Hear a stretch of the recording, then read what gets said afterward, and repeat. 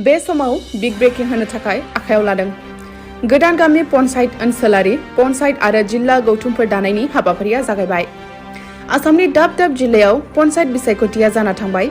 बेबादिनो गोबां जिल्लानि गोबां पन्सायतआव बे बिसायख'थिया गोजोनै बारलांबाय आरो बिनि फिथाइखौ थांनाय 10 मे खालि मोनबाय।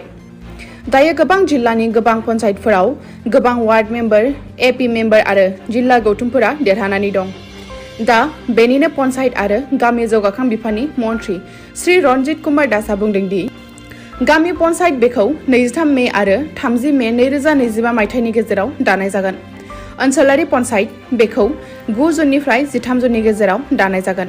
जिल्ला गौथुम बेखौ 23 जुननिफ्राय 24 जुननि गेजेराव दानाय जागोन। दा बेखौ लानानैनो गोबां गामि पन्सायतआव सोर प्रेसिडेन्ट जागोन बै समाव मिथिनो मोननाय जागोन।